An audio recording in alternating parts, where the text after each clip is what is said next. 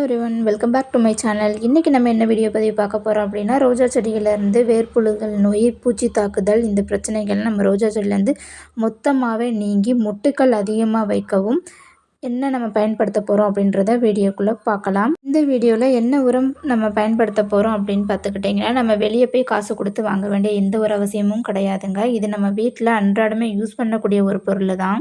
அது மட்டும் இல்லாமல் இது வெளியிலையும் நம்மளுக்கு அதிகமாகவே கிடைக்கக்கூடிய ஒரு பொருள், ஈஸியான பொருள் தாங்க. இதை நம்ம பயன்படுத்தும் போது வேர்ப்புழுகள் நோயின்ற வேர் தாக்குதல் நோய்கள்ன்றது நம்ம ரோஜா செடியில் எந்த வகையிலுமே இருக்கவே இருக்காதுங்க. அதே மாதிரி இலைப்பெண் நோய் அப்படின்ற பிரச்சனைகளும் இருக்கவே இருக்காதுங்க. அது மட்டும் இல்லாமல் ஜீவாமிர்தம், பஞ்சகாவியம், மீன் அமிலம் இதெல்லாம் வந்துட்டு நம்ம காசு கொடுத்து கடையிலேருந்து வாங்கி நம்ம செடிகளுக்கு பயன்படுத்துவோம் இல்லையா?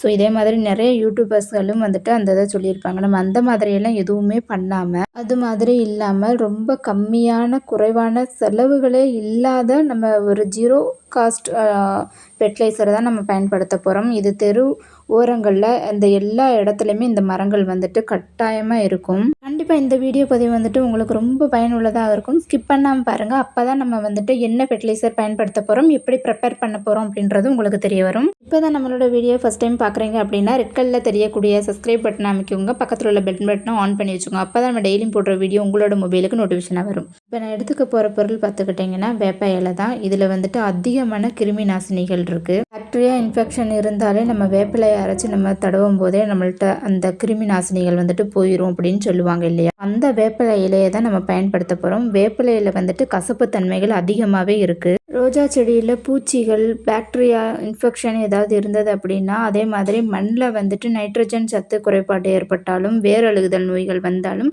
அதை சரி செய்யக்கூடிய இந்த வேப்பிலை இலைக்கு அதிகமான தன்மைகள் இருக்குது. வெறும் வேப்பிலை இலையில மட்டும் உருவி எடுத்துட்டு நல்ல இந்த மாதிரி ஜூஸ் கண்டிஷனில் வந்துட்டு அரைச்சி லிக்விட் பதத்துக்கு நீங்கள் எடுத்துக்கோங்க. இது ஒரு ஜெல் ஃபார்மில் இருக்கணும் அந்த தண்ணி. அது கூட வந்துட்டு நம்ம நார்மல் வாட்டர் பயன்படுத்துறதுக்கு பதிலாக அரிசி களையிற தண்ணி இருக்கு இல்லையா, அந்த தண்ணியை நீங்கள் எடுத்துக்கணும்.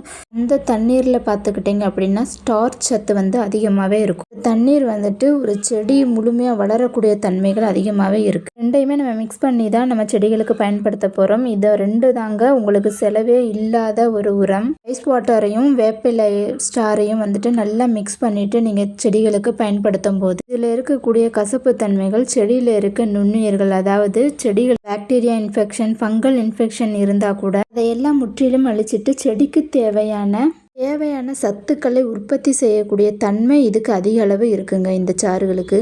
இந்த உரத்தை பயன்படுத்துவதற்கு முன்னாடி மண்ணை நல்லா கலரி கொடுத்துட்டு காலையில் வேலையை பயன்படுத்துங்க. காலை இல்லை அப்படின்னா மாலையில் கூட பயன்படுத்தி இந்த உரத்தை மாதத்திற்கு ஒரு முறை நீங்கள் கொடுத்துட்டு வந்தாலே போதுமானது. இதில் வந்துட்டு அதிகமான மொட்டுக்கள், பூக்கள் வந்துட்டு வைக்கும். நீங்கள் வீடியோ பதிவில் பார்த்துட்டு வரீங்க இல்லையா? ஸோ இந்த மாதிரி பூக்களும் மொட்டுக்களும் அதிக அளவுக்கு உங்களுக்கு வைக்கும். கண்டிப்பாக நீங்களும் இந்த உரத்தை பயன்படுத்தி பாருங்கள்.